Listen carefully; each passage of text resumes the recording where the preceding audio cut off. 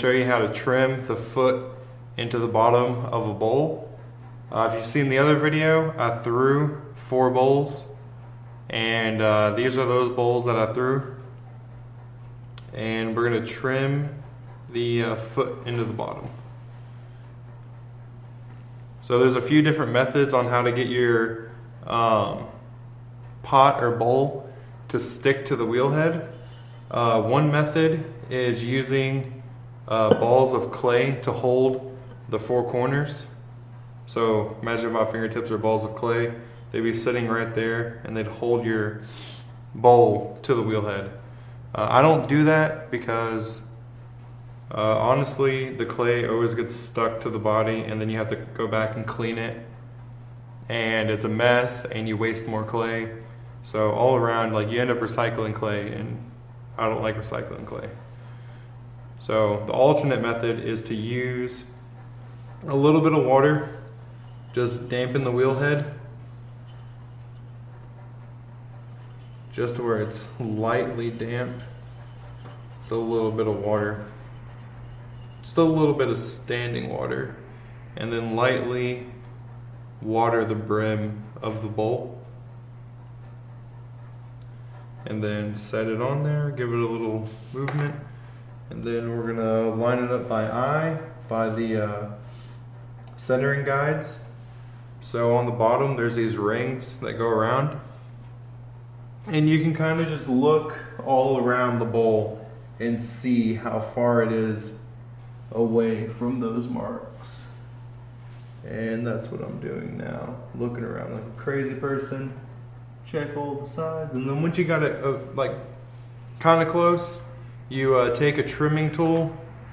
And I don't use regular trimming tools. Let me go grab a regular trimming tool. This is a regular classroom trimming tool. Just a little ribbon of steel with a lightly sharpened blade. I use these tools that I made out of some rulers. It gives me a little bit more control over how and when and where I'm trimming, and I just like them better. But you can buy tools like this. I just couldn't find any that were reasonably priced, and I know how to work metal, so I made my own. Okay, back to what I was doing. You're going to take a pointed tool, either a needle tool or the pointed tool, but whenever I'm trimming, I don't use the needle tool. I want to use the least amount of tools possible because it's easier to keep track of what I'm doing. So you can either take this or the pointed tool. I'll do the pointed tool, and just very ever so lightly make a circle on the bottom of your piece.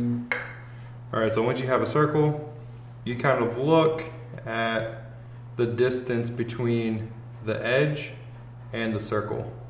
And if you look at this and you're like, okay, I'm generally close to the circle, then you can go a little bit further out. And then if you look and see that this space right here is even around the pot, then you're getting close to center.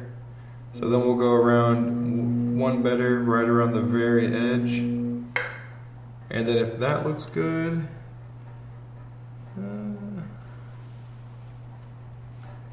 so now it looks a little close to this edge. So what I'm going to do is I'm actually going to scoot the pot a little bit towards me. So if it's on the thin side, you scoot it towards the thin side. So then we're going to take our needle tool, put it on the very, very, very edge this time.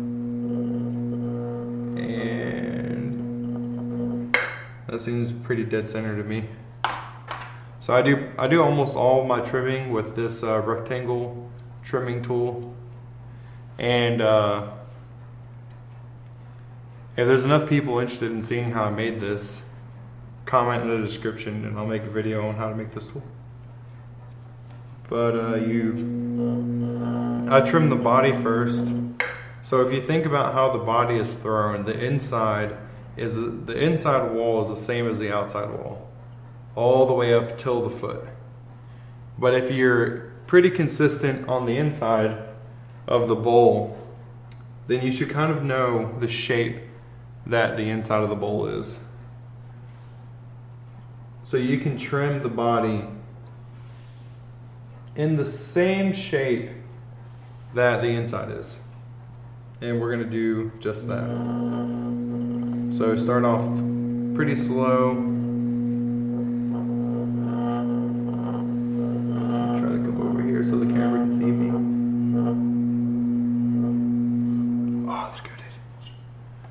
All right, so if it's if it scoots on you, then you're just gonna have to reset up and eyeball it and then recenter it.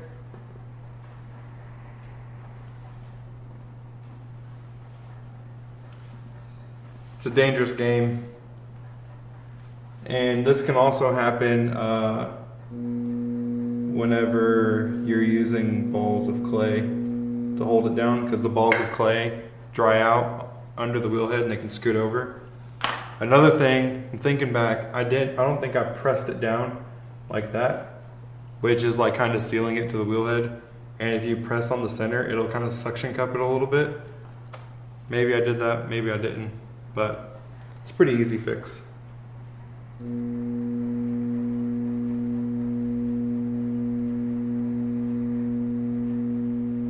then we just keep on trimming. So I like to trim the body of my bowls just a little bit, and it smooths it out, and in that kind of like the butt area of the bowl, it just brings it all together. That tends to be the thicker part of the bowl, because when it's wet you need thickness down there to support it.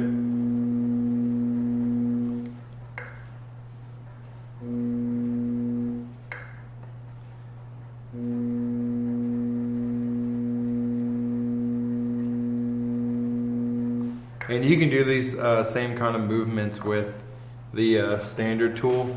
If you look at how it's shaped, you can get in here with the same kind of movement. I just think it's more efficient that the end is also a blade. So you'll see as I go up the body that this little tip right here is going to start trimming the inside edge of the pot, or the foot. Let's call everything a pot.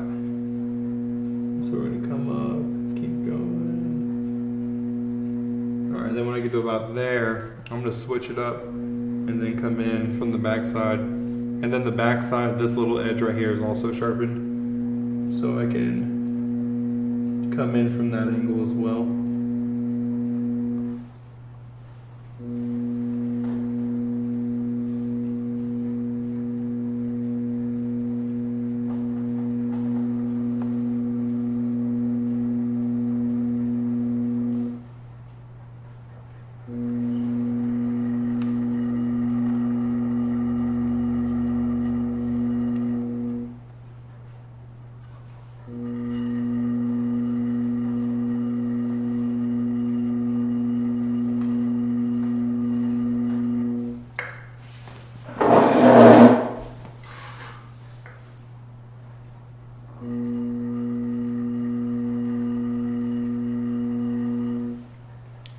And the same rules here apply as when you're throwing. Your hands love each other. So if you're over here trimming with one hand, it's going to get all squirrely on you. You want to have that elbows planted into your thighs. You want to have your hands touching each other at some point, as if you're a record player arm, and you're just holding your tool absolutely straight the whole time.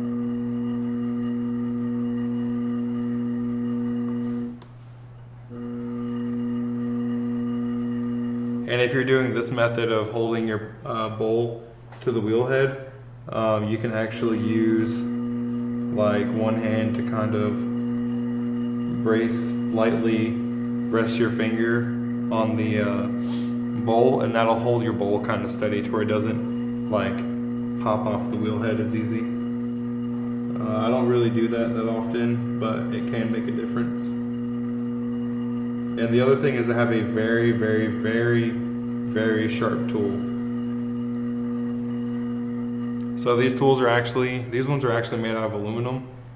So I can very easily put a fresh blade on it every time I use it. I can put a blade on it with pretty much anything in the studio that's metal. I can use like the bottom of something that's already been fired to just file it down real quick, put a nice sharp edge on it. That's the other upside to this tool, is that it's really easy to sharpen, whereas this tool has a whole bunch of big bends in it, and the ribbon will pop out sometimes. So just don't really like that kind of tool. Although it's a perfectly fine tool to use and will work. If you're using it every day, it'll probably break.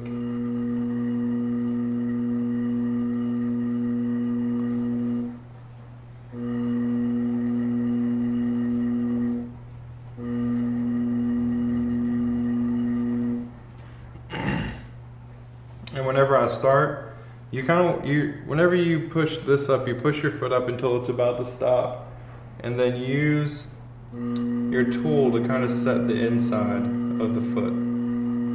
And this inside of the foot can only go down as far as you're in line with the bottom of the bowl. If you go past that, you're going to pop right through here. And a good way to tell how much thickness you have is to tap right there. And if you're at the proper wetness for trimming, which is between wet clay and leather hard, you want to be in between there. I trim on the side of softer, wetter clay, and that really lets me stick my bowls to the wheel head like this as well. So that's another thing to think about, how wet your clay is. Also, the wetter your clay is, the easier it is to mess up. So if you're just starting out, it might be a good idea to trim your stuff a little bit drier. But dry clay will make your tools really dull too. So there's a whole bunch of different variables. Some people only trim their like pottery when it's really dry. And I watch them do it, and it works, but I would never trim anything that dry. So just like centering clay, trimming your bowls it ends up being a personal preference.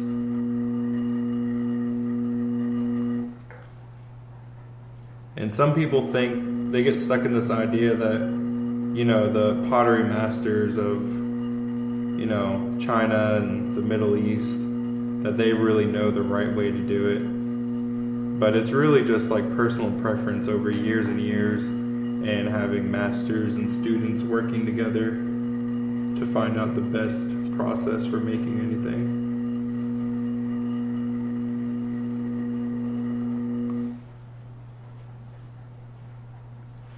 Alright, so I think that's completely trimmed. We got the bring it in, stop right there. Then we hit it again right here. Hit it to flatten it. Got it right there. And then use this tool to come all the way across smooth. The last thing to do is to sign it. I usually do this after everything's done. So like the bowl, I trim them all at the same time, set them somewhere, and then sign them. So keep that in mind too, that I usually don't stop and sign every single one. I sign them all at the same time. Makes your signature look a lot better too.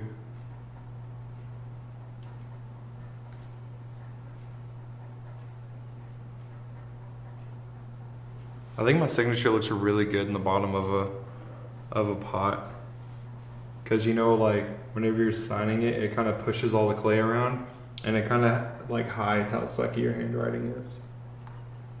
So your signature should look really good in the bottom of your pot, especially if you just do really loose cursive everywhere. It'll look great. All right, I think that's just about it. That's how you trim a pot. Oh wait, I gotta take it off first. So if you do this is how you take it off. You kind of give it a twist and pop it at the same time. So you twist it, pop it, and the wheel head will leave like a little like metal looking like grayness to it. You just rub that down and it'll probably like it'll almost completely get covered up whenever you glaze it,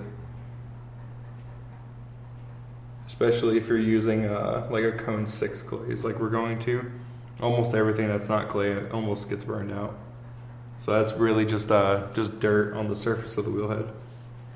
Alright, thanks for watching. If you liked the video, like it. If you liked it a whole lot, subscribe, hit the bell icon to get notified whenever I make videos.